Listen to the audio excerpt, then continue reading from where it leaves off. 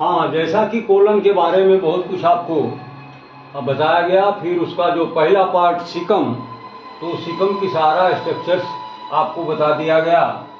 अब उसमें एक पार्ट होता है, एक स्ट्रक्चर वर्मी फॉर्म स्ट्रक्चर होता है जिसको हम नाम देते हैं अपेंडिक्स। तो अपेंडिक्स के बारे में आपको सब कुछ बता दिया गया, उसकी लंबाई चौड़ाई, उसकी लोकेशन, ये सारी बातें बता दी गई। अब हम उसका क्लिनिकल एनाटमी या अप्लाइड एनाटमी के बारे में आपसे चर्चा करेंगे। Clinical anatomy of appendix part 5 colon में। तो अपेंडिसाइटिस, इसका जो पहला पॉइंट है, मतलब क्लिनिकल या अप्लाइड का मतलब तो आप समझते हैं, यानी जिस आर्गन के साथ इस शब्द को जोड़ा जाता है तो उस आर्गन में सामान्य रूप से या बहुतायत से क्या क्या डिफेक्ट्स हो सकते हैं, कौन सी बीमारियां, कौन सी एबनॉर्मलिटीज हो सकती हैं, उनके बारे में हम चर्चा करते हैं। तो अपेंडिक्स के बारे में बताया गया। जहाँ तक अभी तक इसके बारे में जानकारी है वो ये है कि ये बॉडी का एक ऐसा वेस्टिज आर्गन है जिसका बॉडी के रखरखाव में, मेंटेनेंस, ग्रोथ में कोई रोल अभी तक नहीं मिला है। लेकिन ये फायदा करे चाहे न करे, कोई मदद करे चाहे न करे, लेकिन इसमें कुछ ऐसे परिवर्तन होते हैं या ऐसी कुछ एबनॉर्मलिटीज होती हैं जो व्यक्ति के लिए काफ़ी कष्टदायी होती हैं। इवन अगर वो भ्रष्ट कर जाए तो फिर व्यक्ति की डेथ भी हो सकती है। तो कौन कौन सी प्रॉब्लम्स हैं जो आम तौर से इस आर्गन में, जिसका नाम हम अपेंडिक्स लेते हैं, इसमें वो आमतौर से कौन कौन सी बीमारियां या प्रॉब्लम हो सकती हैं। तो पहला पॉइंट इसमें जो हम जिस पर चर्चा करेंगे वो है अपेंडिसाइटिस। यह बहुत ही कॉमन टर्म है, तमाम लोग इसको जानते हैं या अपने मुंह से बोलते हैं कि फला व्यक्ति को अपेंडिसाइटिस की प्रॉब्लम हो गई। तो ये है क्या अपेंडिसाइटिस? ये आइटिस शब्द लग गया जिस आर्गन में, that indicates the inflammation that specific organ और बॉडी पार्ट। तो यहाँ पर शब्द मिलता है अपेंडिसाइटिस, यानी आइटिस लगा है किसमें? अपेंडिक्स में। तो ये इंडिकेट कर रहा है कि अपेंडिक्स में इन्फ्लेमेशन हो चुका है, उसमें इन्फ्लेमेटरी कंडीशन डेवलप हो चुकी है। कारण उसका चाहे जो है वो अलग चीज़ है, लेकिन अगर अपेंडिक्स में इन्फ्लेमेशन हो गया, स्वेलिंग हो गई, तो उसको हम एक टर्म देते हैं अपेंडिसाइटिस। अपेंडिसाइटिस का मतलब inflammation of appendix, which is very common term. और ये होता कब है? तो इसकी उम्र बताई गई है एडोलेसेंट एज, और यू कैन से लाइफ के सेकेंड और थर्ड डिकेड में। ये डिकेड का होता है 10 वर्ष के ग्रुप को हम एक डिकेड बोलते हैं, यानी प्रथम वर्ष जन्म से लेकर के 10 वर्ष तक की आयु वाला पहला डिकेड, 10 से 20 साल वाला ये दूसरा डिकेड, और 20 से 30 साल की उम्र वाला ये तीसरा डिकेड। माने ऐसे क्रम से हम 10-10 वर्ष के पैकेज को एक डिकेड बोलते हैं। तो ये प्रायः 20 से 30 यानी सेकेंड और थर्ड डिकेड में ही इसकी प्रॉब्लम्स होती है। क्यों ऐसा होता है? क्योंकि इस कंडीशन में ये जो इसका ल्यूमेन है अपेंडिक्स का, वो ओपन होता है और उसमें विभाग से कोई फूड पार्टिकल्स या जूस या कोई इन्फेक्टेड सबस्टेंस अगर उसमें एंट्री करने में सफल हो जाता है तो फिर निकलने का रास्ता नहीं मिलता, और जिसके वजह से उसमें इन्फ्लेमेशन की कंडीशन या इन्फेक्शन की कंडीशन बन जाती है, जो काफ़ी कष्टदायी होती है। अगर उसका प्रॉपर ट्रीटमेंट और मैनेजमेंट न किया गया तो फिर वह व्यक्ति की जान लेने के लिए काफ़ी संभावनाएं बढ़ा देता है। तो इसका जो ये 20 से 30 यानी 30 वर्ष जो बताया गया, और 30 वर्ष के बाद इसकी संभावना काफ़ी हद तक खत्म हो जाती है। क्यों हो जाती है? कि 30 एज बीतते बीतते प्रायः या ऑब्लिटरेट हो जाता है इसका जो ल्यूमेन है, ओपनिंग है, और उसमें नो एंट्री की कंडीशन बन जाती है, यानी कोई बाहरी वस्तु उसमें एंट्री करने में सफल नहीं हो पाती है। तो जब कुछ उसमें अंदर जाएगा ही नहीं तो फिर उसमें किसी तरह का इन्फेक्शन होने का चांस नहीं बनता है, तो ये प्रायः भर जाता है, फाइब्रोसिस हो जाती है उसमें। तो 30 के उम्र के पार करते करते ये कंडीशन हो सकती है। इसलिए ये 20 से 30 यानी सेकेंड और थर्ड डिकेड में ही काफ़ी कॉमन प्रॉब्लम मानी जाती है। आफ्टर 30 या मिड एडल्ट एज के बाद इसकी संभावनाएं काफ़ी कम हो जाती हैं, क्योंकि उसका जो इंट्रेंस गेट है वो क्लोज हो जाता है, ऑब्स्ट्रक्ट हो जाता है, क्लोज हो जाता है, बंद हो जाता है। दूसरा पॉइंट जो इसमें बताया गया, अपेंडिसिक्टोमी। ये टोमी शब्द लग गया तो मेडिकल के लोग जानते हैं टोमी का मतलब स्पेसिफिक ऑर्गन का सर्जिकल रिमूवल। इसी को हम टर्म देते हैं अपेंडिसाइटोमी, सर्जिकल रिमूवल। इसका मतलब होता है सर्जिकल रिमूवल।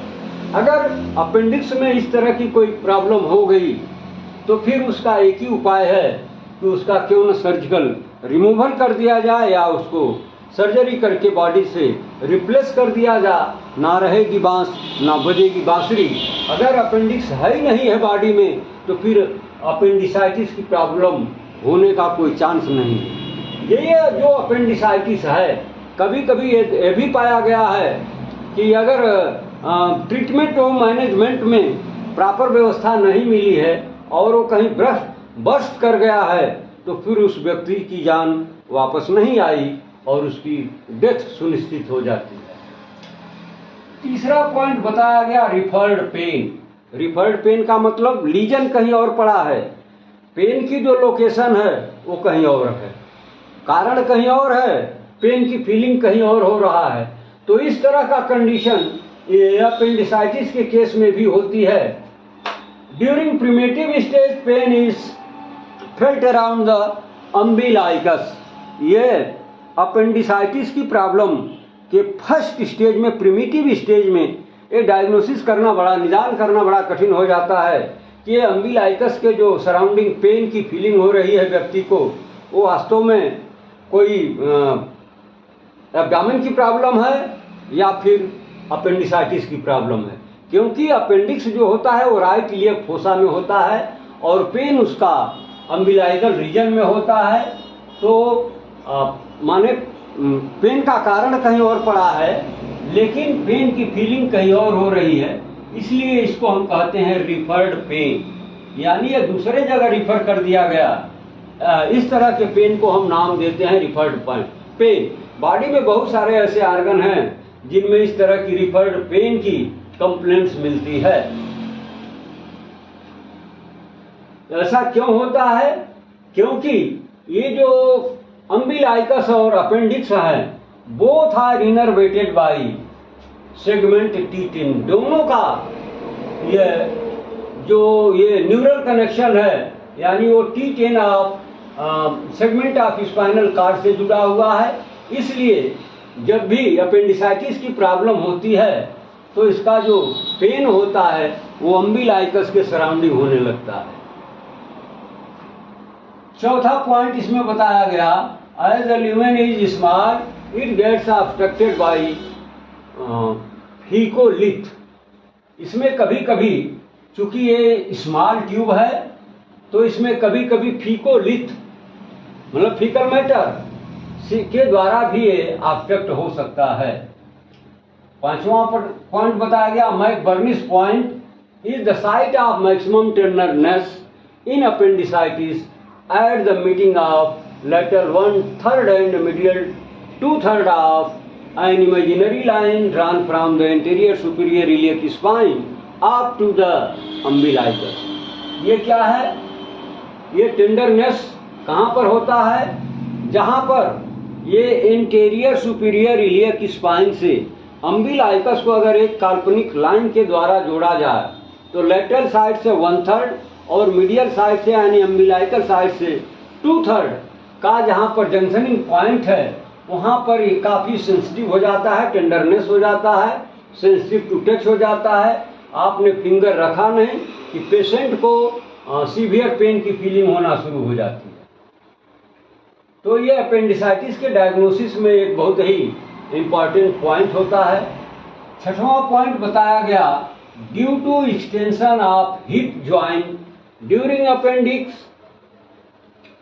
ये अपेंडिसाइटिस पेन में बी increase due to stretching of psoas major muscle indicates रेटिकुलो पोजीशन, रिट्रोसिकल पोजीशन। ये अपेंडिक्स जैसा कि घड़ी में आपको बताया गया था,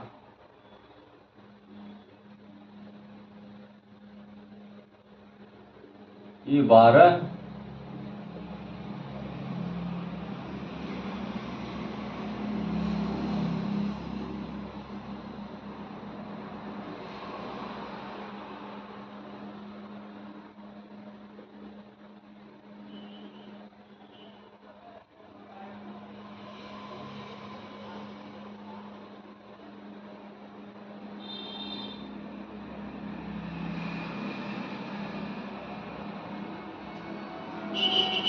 ये 6 पोजीशन आपको बताई गई थी। तो ये जो रिट्रोसिकल यानी अपेंडिक्स का जो डायरेक्शन है वो अपवर्ड होगा, बिहाइंड द सीकम होगा, टुवर्ड्स द 12 o'clock होगा। तो अगर हम थाई को फ्लेक्स करते हैं, extension of thigh hip joint during appendicitis pain में बी इंक्रीजेस ड्यू टू, तो ये जो श्वास मेजर मसल यहाँ पर होती है उसमें स्ट्रेचिंग होती है और ये उसकी पेन जो है बढ़ जाती है। तो अगर ऐसा होता है, माने हिप जॉइंट में अगर एक्सटेंशन हम करते हैं और उसकी पेन की फीलिंग बढ़ जाती है, तो ये इंडिकेट करता है कि एट प्रेजेंट ये जो अपेंडिक्स है ये अपवर्ड टुवर्ड्स द 12 o'clock के तरफ की पोजीशन में पाया जाता है, जिसको आप नाम देते हो रिट्रोकोलिक पोजीशन ऑफ अपेंडिक्स। तो ये डायग्नोसिस करने का एक बहुत बेहतरीन इम्पॉर्टेंट पॉइंट हो सकता है। अगला पॉइंट बताया गया कि appendicitis reveals following physical signs. 7वां पॉइंट है thigh is flexed medially rotated pain में बी सीवियर। अगर उसको ऐसे लिटा करके उसके थाई को, राइट थाई को यदि मीडियली रोटेट किया जाए तो फिर उसकी कंप्लेंट्स बढ़ जाती है, उसके पेन की सीवियरिटी बढ़ जाती है। क्यों बढ़ जाती है? Due to stretch of obturator internus muscle, क्योंकि इसको मीडियली रोटेट करने पर और जो ये ऑब्टुरेटर इंटरनस मसल होता है उसमें स्ट्रेचिंग होती है और उसकी कंप्लेंट्स बढ़ जाती है, पेन उसकी और हाई ग्रेड हो जाती है। तो ये इंडिकेट करती है मीडियली रोटेट करने से अगर पेन बढ़े तो आपको समझ लेना चाहिए कि ये जो अपेंडिक्स की पोजीशन एट प्रेजेंट है वो किधर है? पेल्विक पोजीशन में। ये रहा पेल्विक पोजीशन। तो ये बिना किसी यूएसजी के, बिना किसी एक्सरे के भी आप अनुमान लगा सकते हैं, क्योंकि यही दोनों बहुत कॉमन भी होते हैं।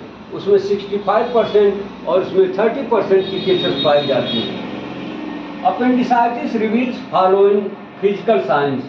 इसमें hyperaesthesia and in right iliac fossa, tenderness of McBurney's point. इसमें 2 फिजिकल लक्षण काफी प्रोमिनेंट पाए जाते हैं।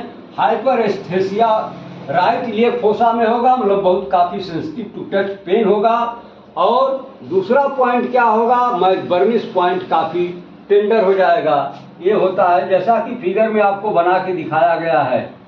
ये है राइट लेटरल प्लेन और ये है ट्रांस ट्यूबरकुलर प्लेन।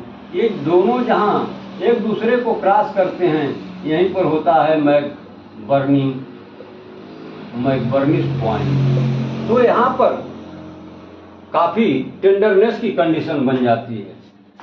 तो ये कुछ ऐसे खास लक्षण आपको दिखाई देंगे अपेंडिसाइटिस के केस में कि आप बहुत कुछ क्लिनिकली देख करके उसके बारे में डायग्नोसिस बना लेंगे और जान पाएंगे कि हाँ ये व्यक्ति अपेंडिसाइटिस की प्रॉब्लम झेल रहा है।